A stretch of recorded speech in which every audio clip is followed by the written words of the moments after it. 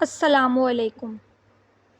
ایک مرتبہ آپ صلی اللہ علیہ وآلہ وسلم مسجد میں ایک مجلس میں بیٹھے ہوئے تھے اور کہنے لگے، یہ جو مسجد کا دروازہ ہے اس سے ایک جنتی داخل ہونے والا ہے۔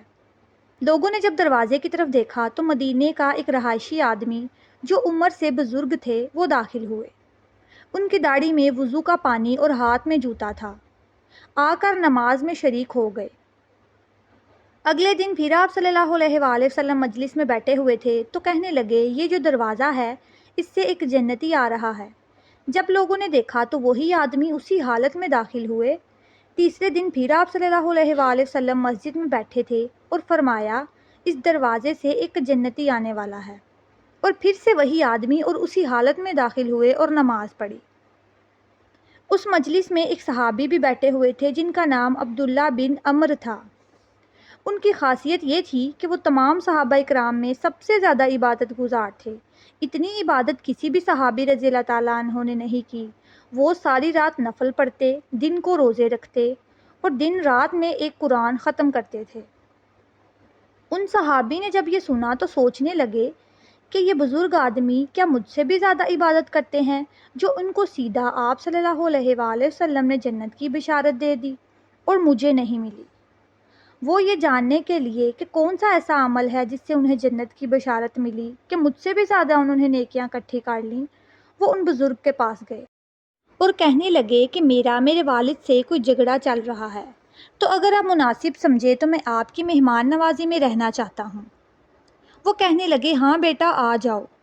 رات کو عشاء کے بعد وہ صحابی فوراً چادر لے کر لیٹ گئے اور چھپ کر دیکھنے لگے کہ وہ بزرگ کیا عمل کرتے ہیں۔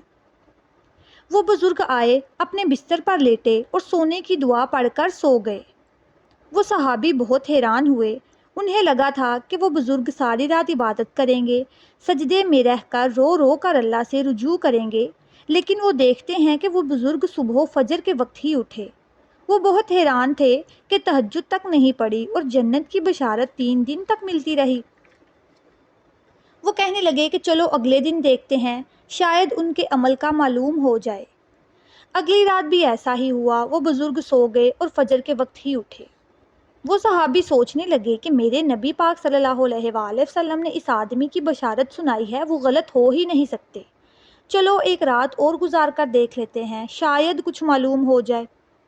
تیسری رات بھی وہ بزرگ لیٹے، دعا پڑھی اور سو گئے، یہاں تک کہ فجر کے وقت آنکھ کھلی۔ آخر وہ صحابی اتنے حیران تھے اور سیدھا ان بزرگ کے پاس گئے اور کہنے لگے کہ میرا کوئی والد سے جھگڑا نہیں ہوا تھا، میں تو آپ کو دیکھنے کے لیے رکا تھا کہ ایسا کیا کام کرتے ہیں جو 3 دن تک آپ صلی اللہ علیہ وآلہ وسلم کہتے رہے کہ جنتی آ رہا ہے۔ ایسا کیا کام کرتے ہیں؟